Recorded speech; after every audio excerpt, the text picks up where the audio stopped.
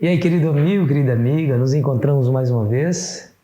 Estamos estudando assuntos extraordinários. Eu agradeço você por estar aí comigo todos os dias, não somente apreciando esses momentos que passamos aqui juntos e o conteúdo, mas também se tornando esse missionário de Cristo ao tomar esse vídeo e levar para outras pessoas. Saiba que essa sua atitude está fazendo a diferença na vida de muita gente. Continue fazendo assim.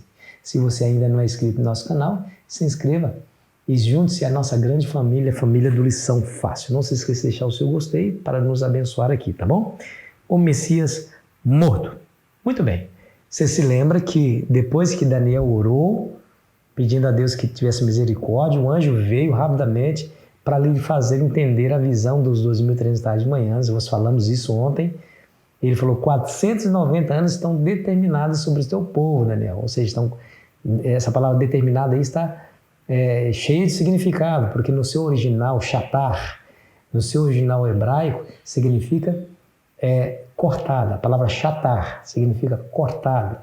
Ou seja, aquela profecia de tempo, de Daniel 8, versículo 14. Agora, daqueles 2.300 dias, 490 estão cortadas para relacionar-se diretamente com o povo judeu. O restante com o mundo inteiro, mas os primeiros 490 dias com o povo judeu. Muito bem. Aí no versículo 24 nós vimos desde a ordem para restaurar e edificar Jerusalém. Daniel, presta atenção, vai haver uma ordem.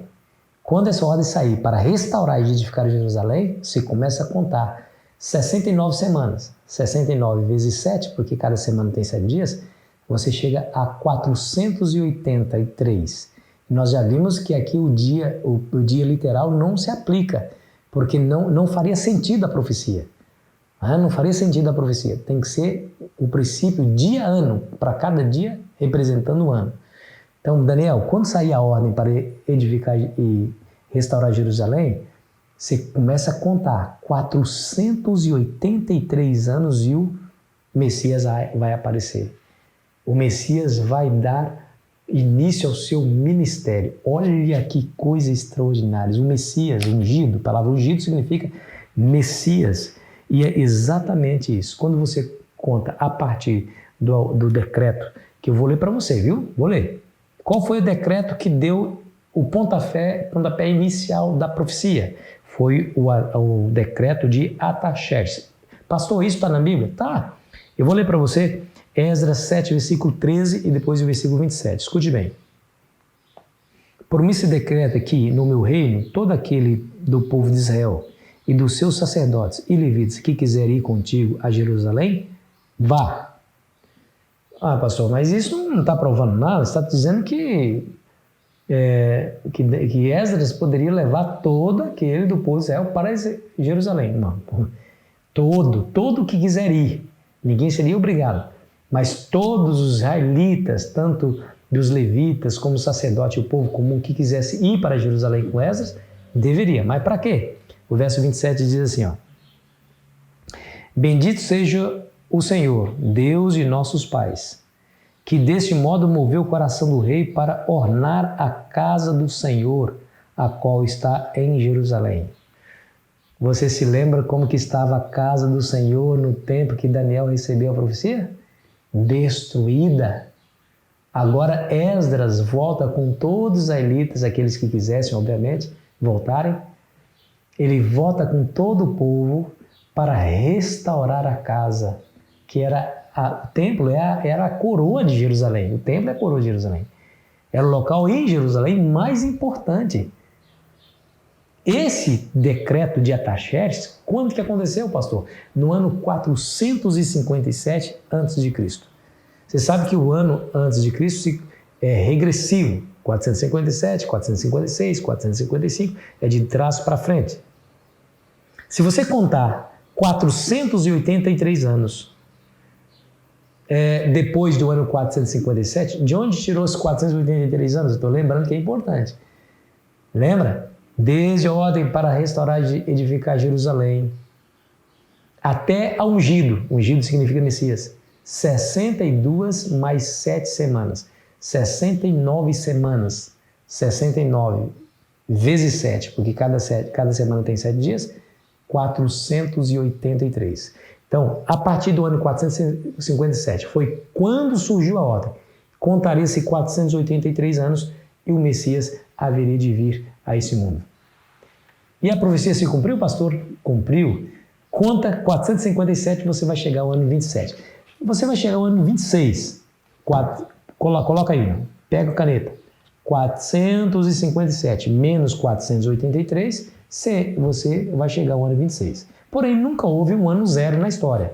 Então, o ano zero, você tem que acrescentar um ano porque nunca houve um ano zero.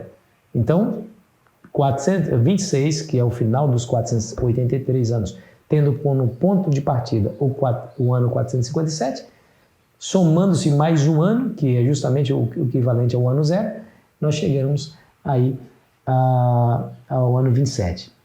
Como é que é esse negócio do ano zero, pastor? Porque nunca existiu assim, ó, nós estamos 27 de abril do ano zero. Não. Do ano 1, menos 1, já pulou para o primeiro ano. Então, acrescenta-se um ano a mais nessa conta. Então, se chega ao ano 27. E o que aconteceu no ano 27?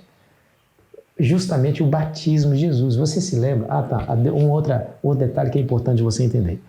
No nosso calendário, que é o calendário gregoriano, eles erraram o nascimento de Cristo, viu?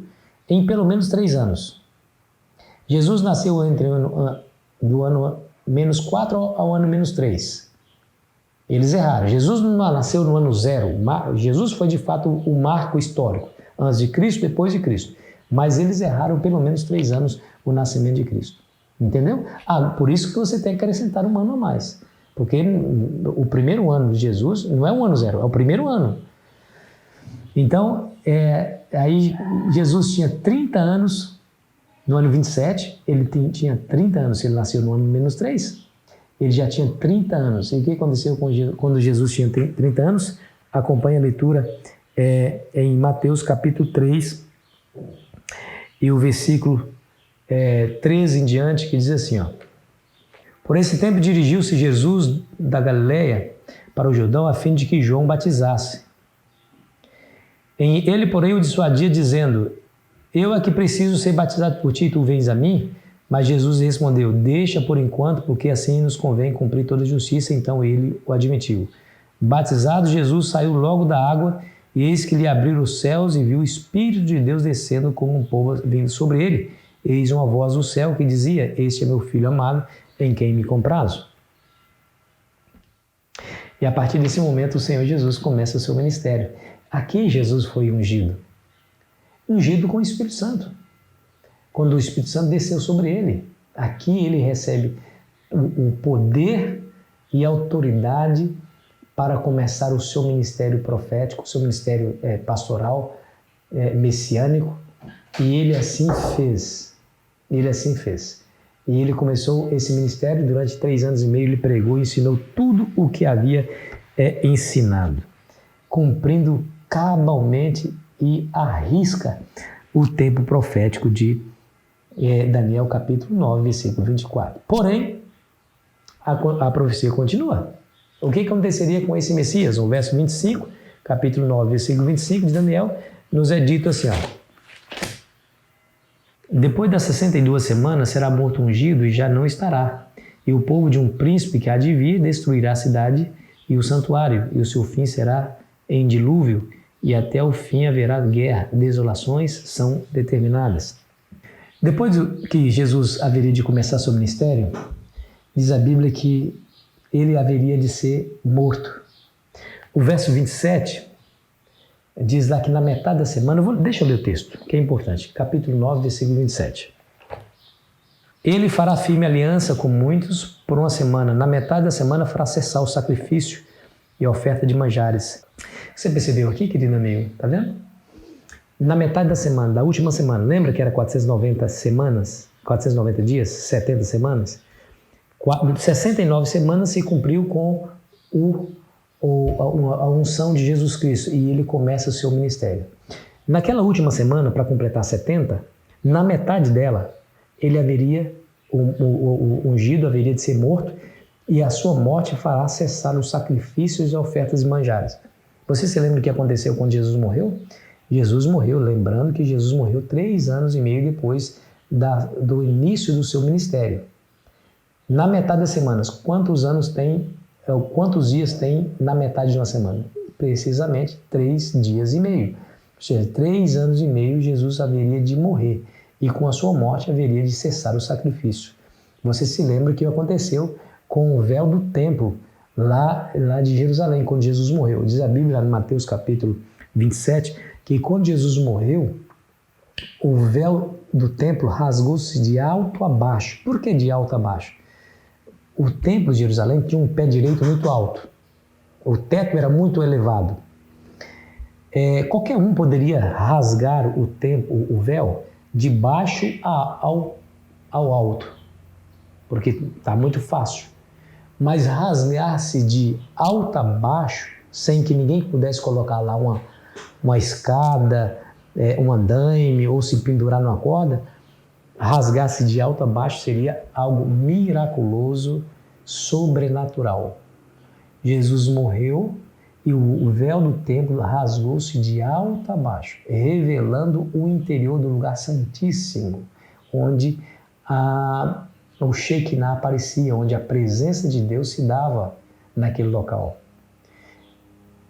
Ou seja, com a morte de Cristo, o sistema sacrificial do santuário teve o seu pleno cumprimento e perdeu o seu significado profético. Por quê? Porque a sombra encontra-se a realidade. Encontra a realidade. Jesus era aquele cordeirinho morto pelos israelitas. Lembra que era de 1 ano, sem mancha, sem mácula, não podia ser doente, não podia ser aleijado. Aquele cordeirinho perfeito. João Batista olhando para Jesus diz: eis o Cordeiro de Deus que tira o pecado do mundo. Aquele cordeirinho representava, simbolizava, apontava para o verdadeiro Cordeiro que era Jesus, que foi imolado justamente na Páscoa. Na Páscoa. Jesus morreu e aí o sistema sacrificial encontrou o seu pleno cumprimento e não é preciso mais realizá-lo. Não é preciso mais realizá-lo. E você sabe como é que Paulo ele se refere à morte de Cristo por nós? Capítulo 5 de Romanos, versículo 6 em diante diz assim, ó: porque Cristo, quando nós ainda éramos fracos, morreu a seu tempo pelos ímpios. Dificilmente alguém morreria por um justo, pois poderá ser que pelo bom alguém se anime a morrer. Mas Deus prova o seu próprio amor para conosco pelo fato de ter Cristo morrido por nós, sendo nós ainda pecadores. Que coisa extraordinária! O nosso Cristo, o nosso Salvador, haveria de morrer por nós, sem que nós merecêssemos tal oferta, tal sacrifício, tal demonstração de amor. Ele morreu precisamente conforme a profecia havia dito que morreria. Lá no capítulo 9, verso 27, ele faria uma firme aliança com muitos, mas na metade da aliança, na metade da semana, faria cessar o sacrifício e as ofertas de manjares. Claro, obviamente, o sacrifício só cessou com a morte de Cristo. O significado, porque Paulo vai dizer no capítulo 10, versículo 4 de Hebreus, que o sangue de bodes e novilhos não pode remover pecados.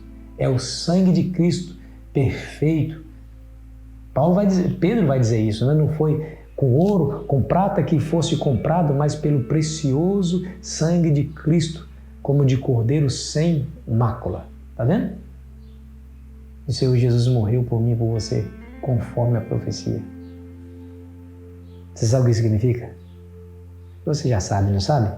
Que Ele ama você, que Ele se interessa por você, que Ele quer ver você feliz, Ele quer te dar uma vida melhor do que a vida que você tem agora. Essa vida que você tem, que é um misto de alegria, conquista, mas perdas e tristeza, não é essa vida que Deus quer para você. É aquela vida em abundância, a vida eterna, que você vai viver para sempre jovem, feliz, nada que lhe faça mal, nunca mais a dor, a morte, a lágrima, a tristeza, somente coisa boa. Ele morreu para te proporcionar a esperança de um dia estar lá. E afinal de contas, esse é o meu desejo para você. Vamos orar? Obrigado, Senhor Jesus, por tudo mesmo. O Senhor teve misericórdia de nós. A sua graça nos alcança. A sua morte foi nos oferecida ainda quando nós éramos pecadores e ainda infelizmente somos, mas o Senhor nos ama. Pai, entregamos a nossa vida ao Senhor. Em nome de Jesus. Amém. Foi bom estar com você, querido amigo, querida amiga. Amanhã continuaremos aqui a nossa jornada e eu fico esperando você ansiosamente. Aproveite bem o seu dia.